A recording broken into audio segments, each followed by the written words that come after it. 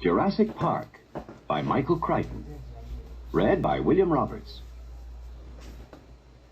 Reptiles are abhorrent because of their cold body, pale color, cartilaginous skeleton, filthy skin, fierce aspect, calculating eye, offensive smell, harsh voice, squalid habitation, and terrible venom.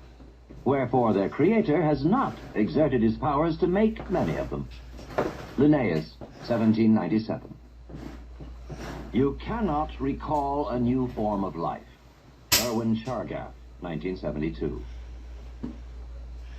Introduction. The InGen incident.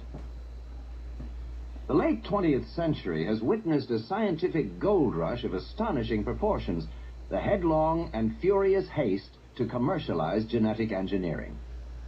This enterprise is so rapidly, with so little outside commentary, that its dimensions and implications are hardly understood at all.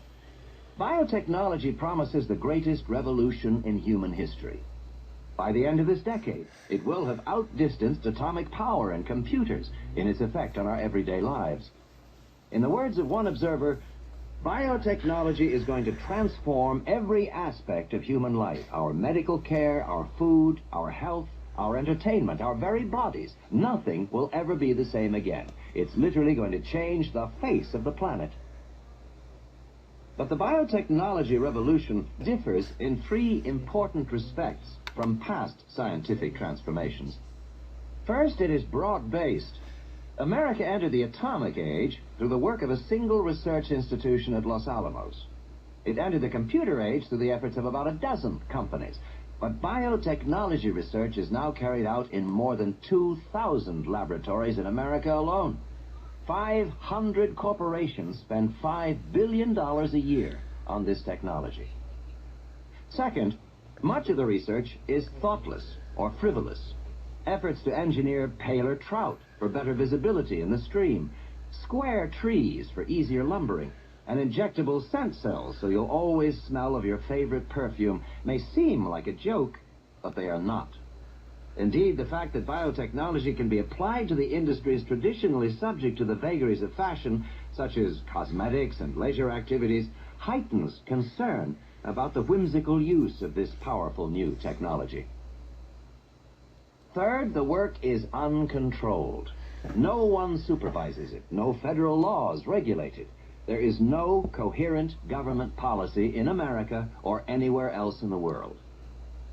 And because the products of biotechnology range from drugs to farm crops to artificial snow, an intelligent policy is difficult. But most disturbing is the fact that no watchdogs are found among scientists themselves. It is remarkable that nearly every scientist in genetics research is also engaged in the commerce of biotechnology. There are no detached observers. Everybody has a stake. The commercialization of molecular biology is the most stunning ethical event in the history of science, and it has happened with astonishing speed. For 400 years, since Galileo, science has always proceeded as a free and open inquiry into the workings of nature. Scientists have always ignored national boundaries, holding themselves above the transitory concerns of politics and even wars. Scientists have always rebelled against secrecy in research, and have even frowned on the idea of patenting their discoveries, seeing themselves as working to the benefit of all mankind. And for many generations, the discoveries of scientists did indeed have a peculiarly selfless quality. When in 1953, two young researchers in England, James Watson and Francis Crick, deciphered the structure of DNA, their work was hailed as a triumph of the human spirit, of the centuries-old quest to understand the universe in a scientific way. It was confidently expected that their discovery would be selflessly extended to the greater benefit of mankind. Yet that did not happen. 30 years later, nearly all of Watson and Crick's scientific colleagues were engaged in another sort of enterprise entirely. Research in molecular genetics had become a vast, multi-billion-dollar commercial undertaking, and its origins can be traced not to 1953, but to April 1976. That was the date of a now famous meeting in which Robert Swanson, a venture capitalist approached Herbert Boyer, a biochemist at the University of California. The two men agreed to found a commercial company to exploit Boyer's gene splicing techniques. Their new company, Genentech, quickly became the largest and most successful of the genetic engineering startups. Suddenly it seemed as if everyone wanted to become rich. New companies were announced almost weekly, and scientists flocked to exploit genetic research. By 1986, at least 362 scientists, including 64 in the National Academy, sat on the advisory boards of biotech firms. The number of those who held equity positions or consultancies was several times greater. It is necessary to emphasize how significant this shift in attitude actually was. In the past, pure scientists took a snobbish view of business. They saw the pursuit of money as intellectually uninteresting, suited only to shopkeepers. And to do research for industry, even at the prestigious Bell or IBM labs, was only for those who couldn't get a university appointment. Thus, the attitude of pure scientists was fundamentally critical toward the work of applied scientists and to industry in general. Their long-standing antagonism kept university scientists free of contaminating industry ties, and whenever debate arose about technological matters, disinterested scientists were available to discuss the issues at the highest levels. But that is no longer true. There are very few molecular biologists and very few research institutions without commercial affiliations. The old days are gone. Genetic research continues at a more furious pace than ever, but it is done in secret and in haste and for profit. In this commercial climate, it is probably inevitable that a company as ambitious as International Genetic Technologies Incorporated of Palo Alto would arise. It is equally unsurprising that the genetic crisis it created should go unreported. After all, InGen's research was conducted in secret. The actual incident occurred in the most remote region of Central America, and fewer than 20 people were there to witness it. Of those, only a handful survived. Even at the end, when International Genetic Technologies filed for Chapter 11 protection in San Francisco Superior Court on October 5, 1989, the proceedings drew little press attention.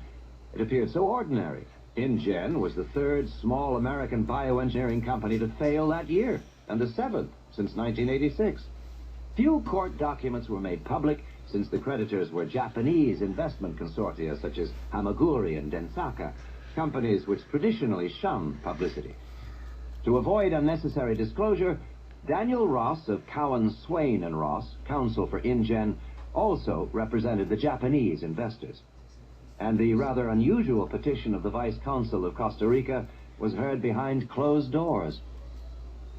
Thus, it is not surprising that within a month, the problems of InGen were quietly and amicably settled. Parties to that settlement, including the distinguished Scientific Board of Advisors, signed a non-disclosure agreement, and none will speak about what happened. But many of the principal figures in the InGen incident are not signatories, and were willing to discuss the remarkable events leading up to those final 2 days in August 1989 on a remote island off the west coast of Costa Rica.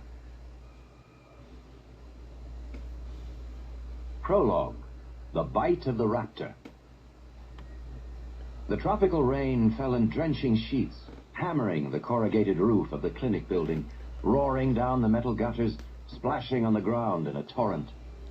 Roberta Carter sighed and stared out the window. From the clinic she could hardly see the beach or the ocean beyond, cloaked in low fog.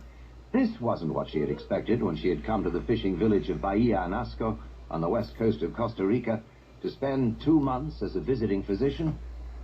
Bonnie Carter had expected sun and relaxation after 2 grueling years of residency in emergency medicine at Michael Reese in Chicago.